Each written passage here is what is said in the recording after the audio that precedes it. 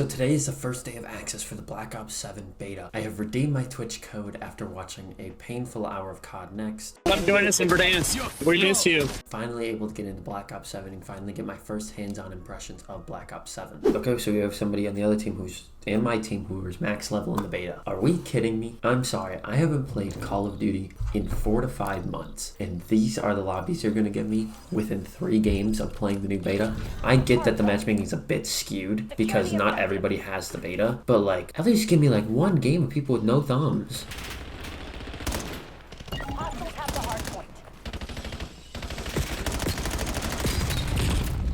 I just want 1 game of somebody who does not have thumbs, so I can get at least a somewhat good representation of what this game's about.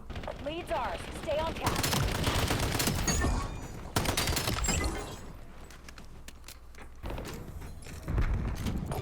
Oh, well, didn't know that wasn't a part of the map.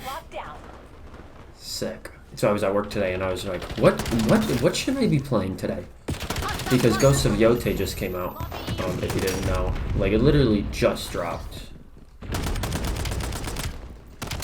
So I was like, man, what should I be playing today? Do I want to play Black Ops 7 that I'm kind of falling out of love with Call of Duty? Or should I go play literally like a semi-sequel to my favorite game of all time?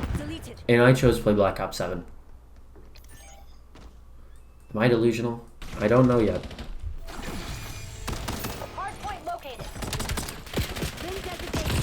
Okay, that guy didn't have thumbs. I clearly didn't either. I'm gonna Kobe this. No, I'm not. Who am I kidding? God, not new mechanic used. I mean, I'm doing a little bit better this game. Just a tiny bit. New mechanic.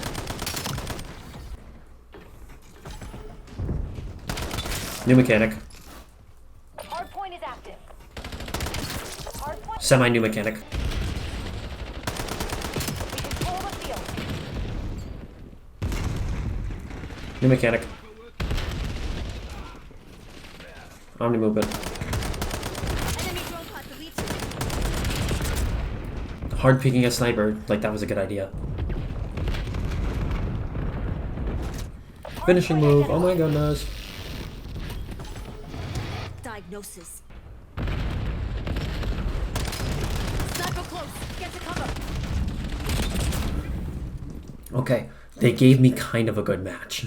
They finally gave me like a halfway decent match. Thank you, Call of Duty. Take that back to the board meeting. 25 and 9. I will take that. One piece at a time. So after playing some of my first few matches of Black Ops 7, I quickly wanted to make a pros and cons list going over some of the things that I liked about Black Ops 7 initially, some of the things I didn't like about it initially, and some of the things I fundamentally just hate about Call of Duty and some of where it is right now. I wanted to start off with the positives first because I have a short list of positives and a quite lengthy list of negatives. So, I think the game fundamentally feels great. I think the engine runs super smooth. The game mechanics run super smooth. I think that's what Call of Duty absolutely nails, is the actual physical feeling of playing Call of Duty. It's always super smooth. It's not janky. It's not clunky. It's super smooth. I think they'll always forever nail that. I don't think that they've ever really truly messed that up. And speaking of movement, I think the new wall mounting mechanic is super good and super fun to play with. The issue I will go into later is I don't think it's very useful. And speaking of the wall bouncing mechanic, the 3 maps we've been able to play in beta are really catered towards that new movement, having different fundamental areas you can only go to or use shortcuts to get to by using the wall mounting mechanic. I think this mechanic is super fun, and if we could use this to branch off of, I think it would be very fun to at least try something crazy a little bit for just a year of Call of Duty. That's all I'm asking for. I'm gonna go more in detail in a little bit. Another thing, the gunplay feels really good. Some of the guns feel really, really strong. They feel and they play super well. There's another thing that I'll go over in my negatives that kind of hinders the gunplays, and they have been kind of hindering the gunplays since about Modern Warfare 2019. And lastly, out of my positives, I love the futuristic take. I love finally changing the theme of Call of Duty and making it somewhat different this year. I think that's such a super net positive,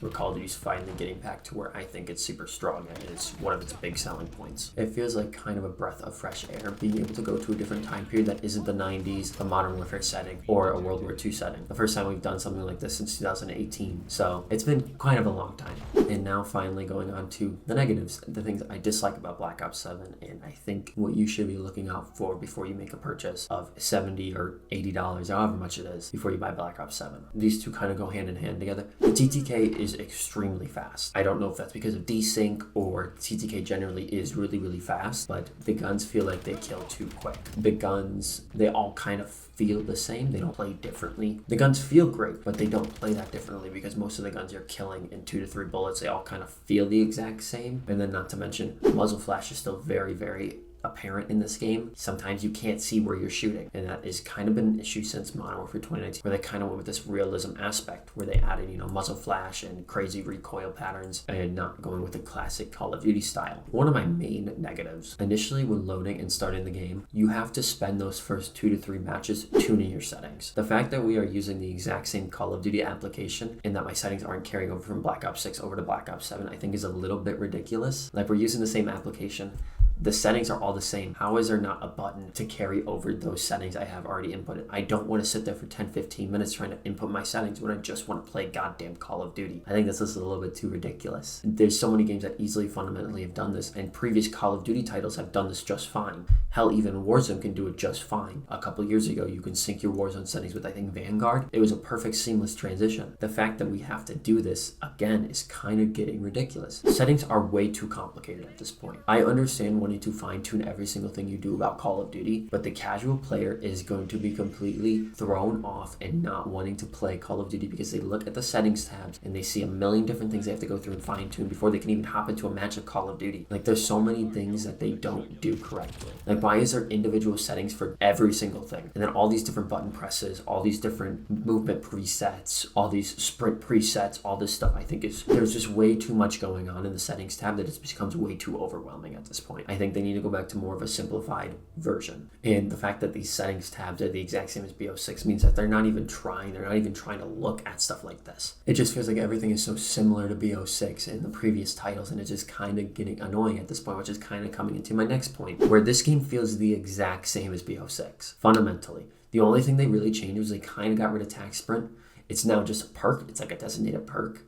But overall, the game fundamentally feels the same. There was a clip going viral on Twitter where they were literally doing side-by-side comparison of BO6 versus BO7. I understand that this is a sequel. The fact that there is not fundamental changes to the game and to the engine every single year is deterring people away from Call of Duty because that's what made Call of Duty special. One of the things that it was really super good about, where it was fundamentally changing year in and year out. The whole thing with the different devs that are working on this game is each dev kind of had their own engine. That was kind of the thing we were going with, and that's what made Call of Duty fun. But I understand that deteriorates some players that don't want the game to change every single year. But there's people and there's an audience that wants this to change, and I don't care if it's once every 5 years. I think that having some change in the game is super useful, and the fact that there's little to none year in and year out, and you're being charged a full premium price for it, is just absolutely ridiculous. Especially since BO6 was going to carry over to BO7, similar to how Modern Warfare 2 and Modern Warfare 3 did. And that's kind of where they're throwing everything at the wall to see if it sticks. If you don't understand what's going on with BO7 is the last year on this engine. Modern Warfare 4 is the next Call of Duty, and there's rumors that Modern Warfare 4 is going to fundamentally change the engine. It's going to change how the engine runs and how it performs. So everything that was made on this BO6, BO7 engine will be thrown into the BO7 post-launch content. So we're going to get a ton of stuff very, very, very similar to MW3, which is great. It's great that we're going to see more post-launch content, that we're going to be able to finally get kind of your money's worth with BO7. But with Modern Warfare 4, the engine they're probably going to go with is going to make the game pace go to a screeching halt, like kind of what they did with Modern Warfare 2. It feels like this is going to be another Modern Warfare 2 all over again. Modern Warfare is looking to not be great, and BO7 is also doing the exact same, where the game isn't changing year in and year out, not getting rid of things that we are desperately asking for. The Call of Duty team is not listening whatsoever to what the players actually want, and we won't see the actual changes that we want for probably 3 to 4 years after the game has plummeted. Call of Duty desperately needs to make some big changes to win back the community, whether that's changing skill-based matchmaking, whether that's fundamentally changing the game year in and year out. However they do it, they need to fundamentally change this game at its core, or else Call of Duty will never change, and it will continue to plummet as it is right now. Thank you so much for watching. I hope you enjoyed whatever I make of this Black Ops 7 initial thoughts video. If you enjoyed anything I did in this video, make sure to leave a like. And if you enjoyed me or my personality, please hit that subscribe button. I'm going to be trying a bunch of new things coming, and I hope to see you there. I hope you have a great rest of your morning, evening, afternoon. I hope you remember that you matter, and I will catch you in the next one.